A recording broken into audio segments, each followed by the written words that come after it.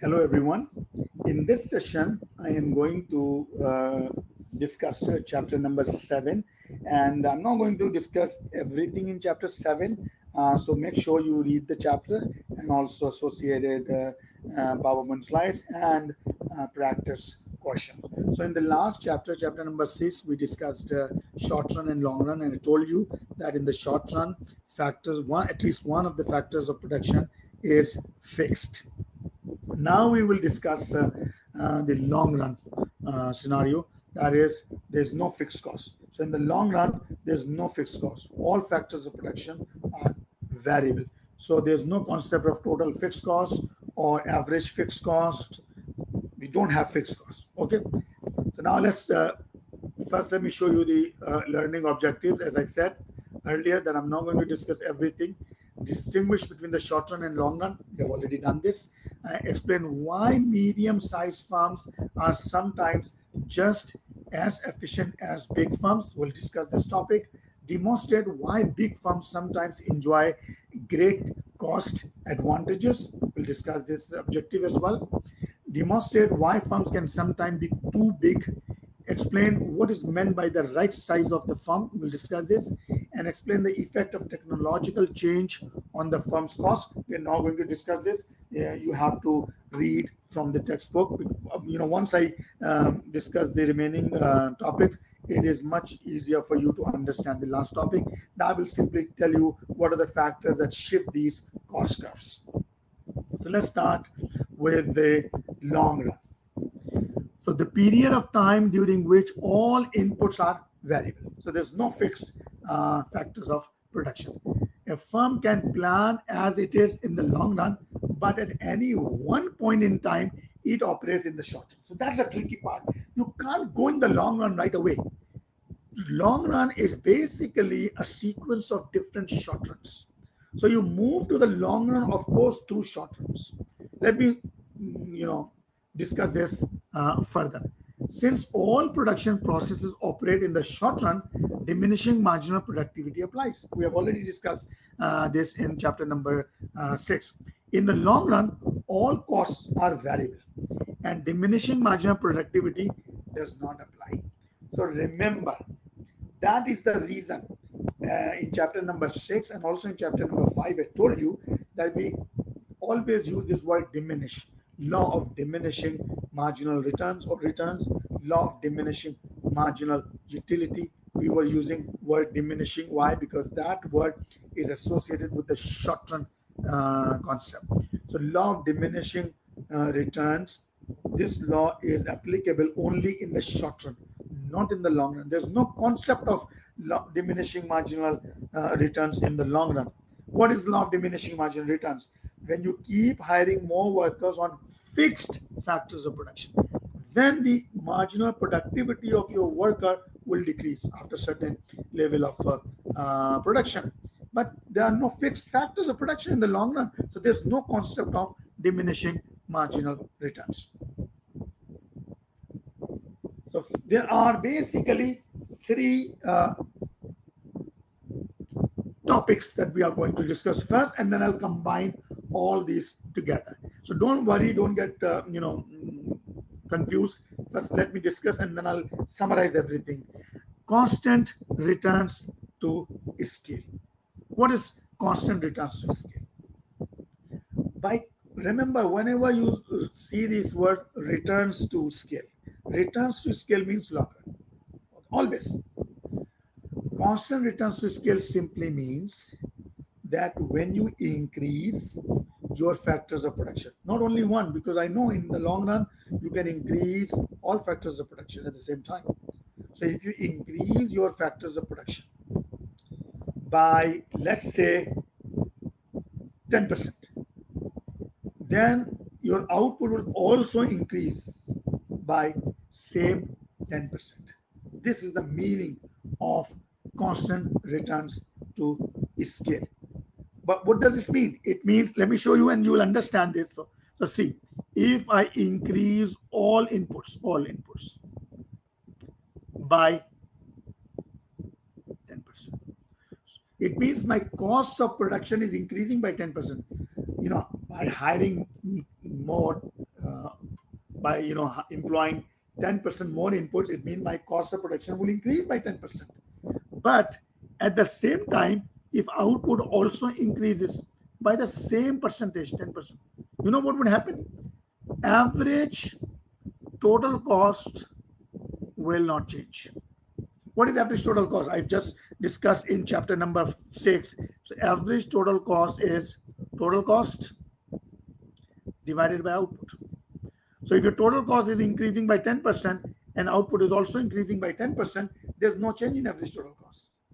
But since I am saying that I'm in the long run means there is no fixed cost. So sometimes we write L as long run. So long run average total cost is constant. So if an industry is constant cost industry or constant returns to scale, it means if the firm will produce more and more and more, the long run average cost will be the same. There's no change in long run average cost. Let me show you diagrammatically, and when we discuss increasing returns to scale and decreasing returns to scale, then you will understand further. So, I'm sorry.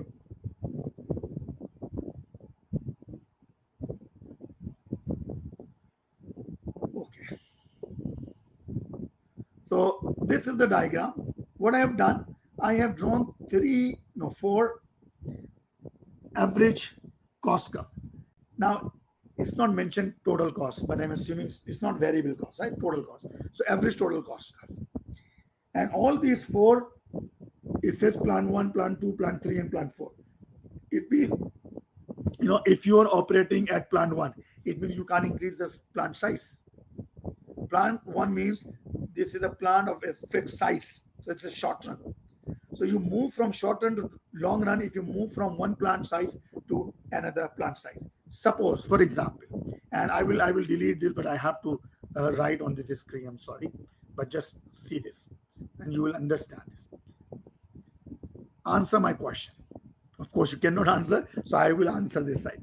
Suppose if I am producing this farm is producing 200 units. Okay, and I am in the short run, and my plant size is this. I can't change my plant size. It's fixed in the short run. So my average cost would be this, because this point is on the average cost curve. Okay. Now suppose if I produce, instead of 200, I produce 400 units. What is my average cost? I can't change plant size in the short run. So my average cost would be this much. Why? Because this point corresponds to 400 level of output and also on the same average total cost curve, this curve. Why? Because I can't change plant size. I'm in the short run. I mean, not in the long run, I'm in the short run. But notice, if you were in the long run, you would not be operating at this point. This is higher average cost. You quickly change your plant size. So if you move from plant size 1 to plant size 2, you can produce this 400 units at this cost, at a lower cost. You can see this point is lower than this point, but you have changed the plant size. So what would happen in the long run? You are not going to move on the same along the same plant size average cost curve. You move from one plant to another to another to another.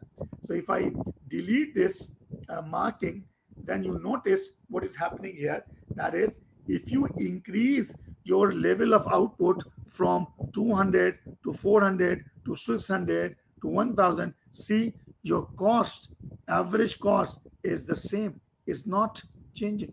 Oh, sorry. Hold on.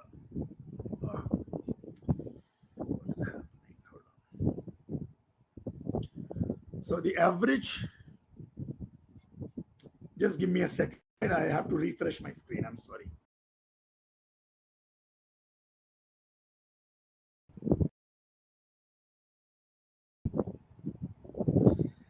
Yes, so notice in this diagram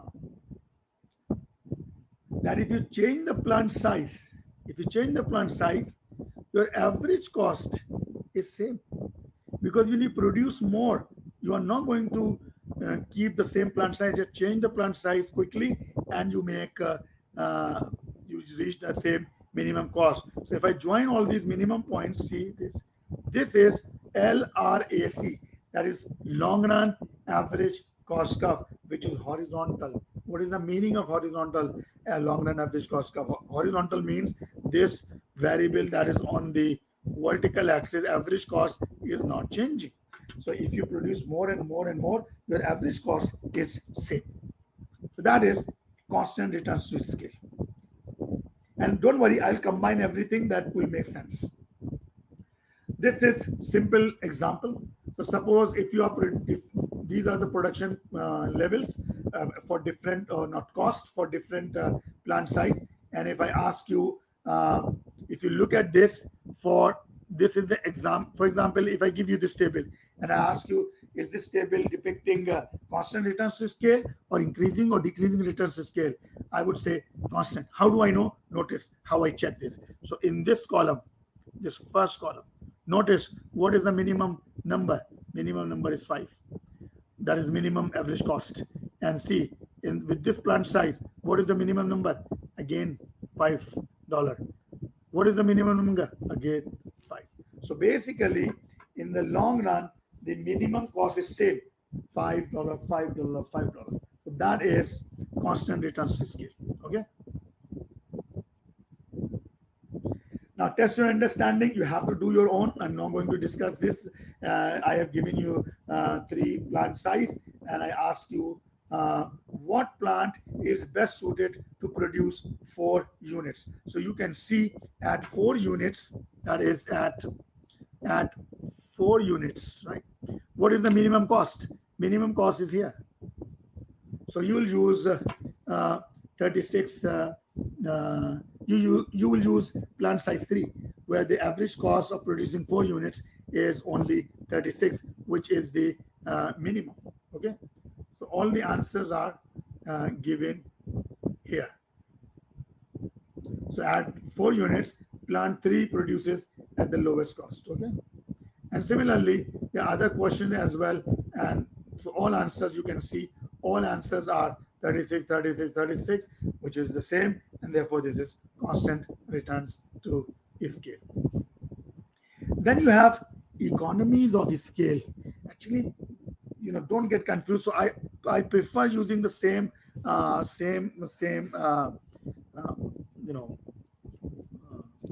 use the same rhyme rather than using economies of scale. So instead of economy of scale, I would say increasing returns to scale. Okay, increasing returns instead of constant returns to scale. Now you have increasing returns to scale.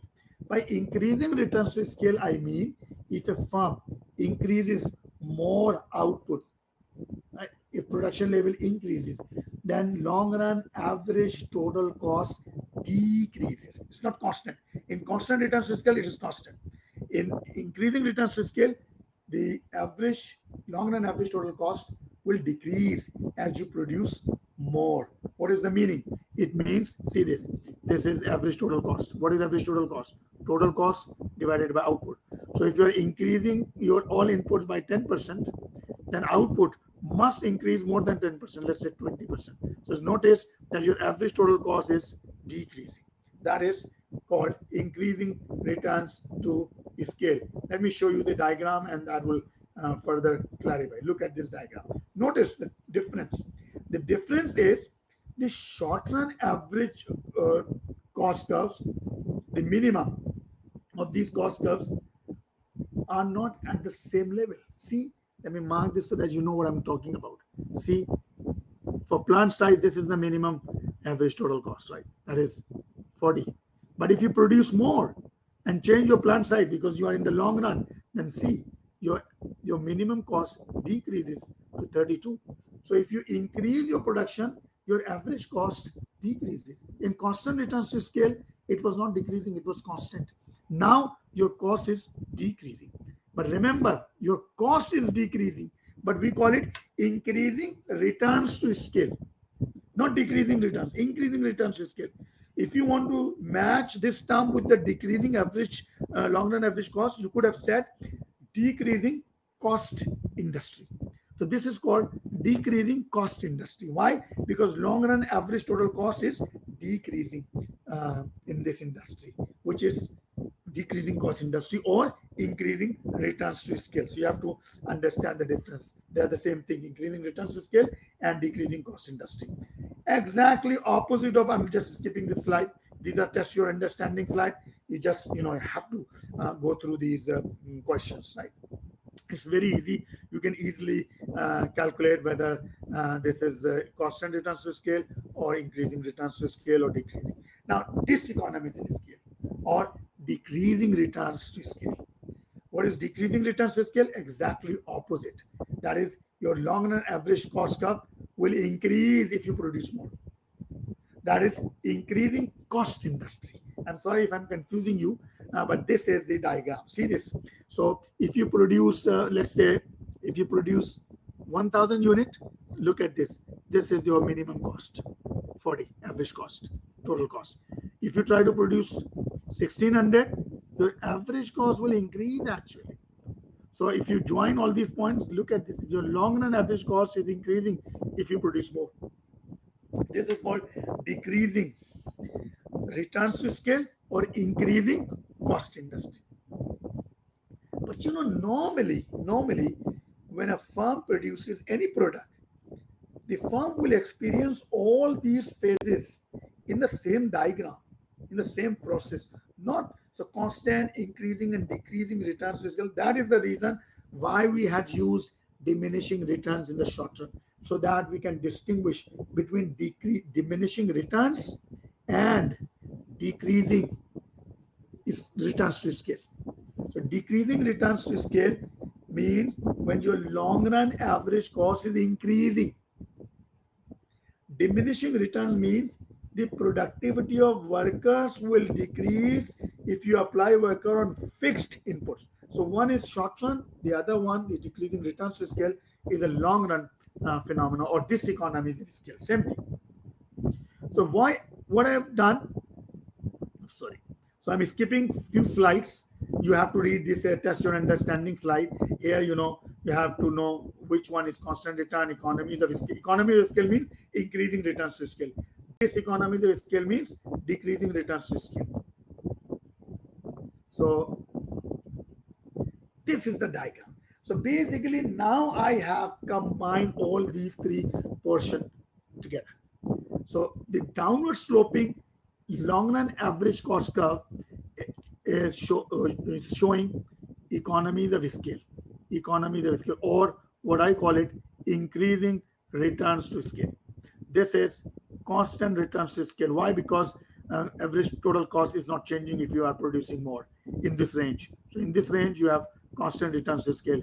In this range, you have diseconomies of scale or decrease range. So in this range, you have constant returns to scale. In this range, you have diseconomies of scale or decreasing returns to scale.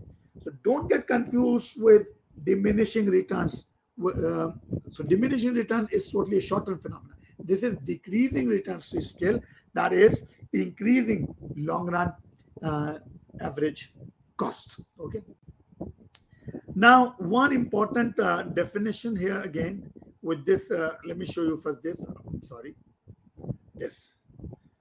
So you should know what is minimum efficient scale. So if you are running a business and suppose you are facing this long run average total cost curve, where are you going to produce? What is your minimum efficient scale? So first read the definition. Minimum efficient scale is the smallest size plant capable of achieving the lowest long run average cost of production. I know the average cost is lowest at this point, at this point, at this point. All these points will give you minimum average cost. But it says smallest plant size. So smallest is this one. This is smallest. So this level of production is minimum efficient scale. That is, when you reach this level of production, your long run average cost is minimum. You are efficient, highly efficient, that you are producing at the minimum cost. Okay. Now, why we are studying this? This graph actually, if we have the data and we can plot this graph, we can tell you the nature of the farm. Let me show you 3 examples, and that would be probably the last topic. Okay. I'm going here. This is so different industries have different economies of scale available. By economies of scale, I mean increasing returns to scale. Now see these 3 diagrams one by one, and if you understand that, that is basically the main topic. Look at this. Suppose if I'm shown this diagram A, I know that in this diagram, if you notice that you have a very long tail for decreasing long run average cost. And look at this, the minimum point is achieved at this level, at a very high level of output. So if a firm that is very small and producing somewhere here, suppose if you're a small farm and you are producing the same product and your level of production is this much, you can't survive because your average cost is this much. Whereas the larger farm who are producing this much, they have this average cost curve. So you'll be automatically out of the market. What are the example? Automobile production. Automobile production have this long run average cost curve. You can't open a manufacturing unit and produce 5 cars in your unit. It costs you millions of dollars. Their cost is very low, long run average cost. Why? Because they are producing on larger scale. So this curve shows that only large firms will survive in this market. For example, cable TV distribution, automobile production, like this. If you have, if for a product that has this shape, long run average cost curve, in this type of product, you can see both small and large firms at the same time. So you can see that if you are producing at this level, only very low level of output, your cost is also minimum. But if your size is very high or big, that is a large firm will be producing this much of output, is still at the same average total cost. So in this way, they both will survive.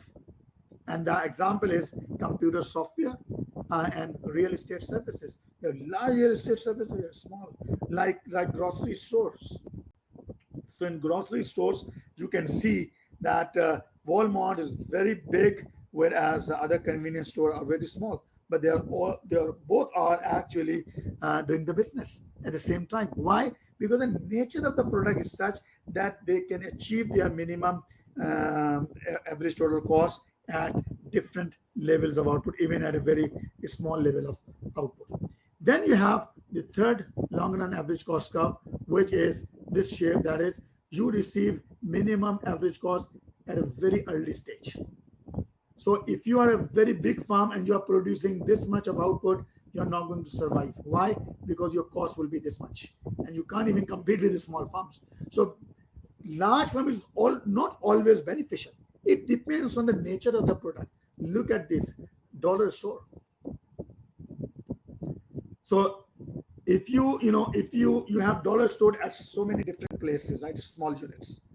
Don't expect that you have $1 store in whole Calgary, a very large store. No, if they do this, their average cost will increase and they can't survive. So a small unit is better. See, vegetable farming, a small unit. You can't, sell vegetable for the whole city. It's not possible. Your cost will be very high. For example, barber shops. You're not going to have one barber shop in one city with 500 seating capacity. If you do this, your average cost will be very high, and one haircut would cost probably you several $1,000s. Because this is the nature of the product, is such that a small level of production will hit the minimum average cost curve. Okay, so just give me 1 second. Let me double check one thing, and then because I just want to make sure if I have more examples for this.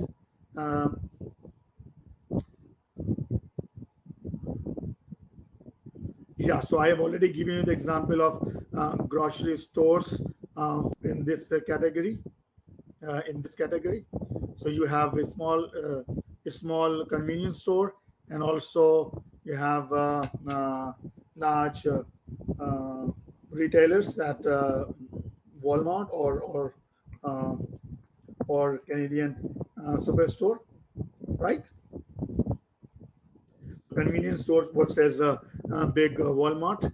The other example that I gave you here is uh, for the third case. So vegetable farmings, dollar stores, and also restaurants also fall in this category. You will not have one Chinese restaurant in Edmonton, only one that caters whole population of Edmonton. That's not possible.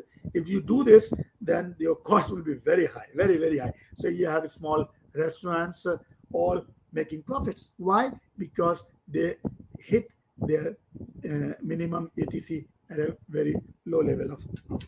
So, okay, that's fine. The remaining slides, you have to read your own, the right size of the firm, which I've already discussed. Changes in short-run and long-run costs. This is the topic that I told you that you have to read, that if there's a change in the cost of production, then the marginal cost and average total cost curve, or not marginal here in this diagram, average total cost curve shifts down or up, right? So if you have advanced technology, it might go down if you are saving cost. So you have to read your own. That's all as far as chapter number 7 is concerned. So now you are good to complete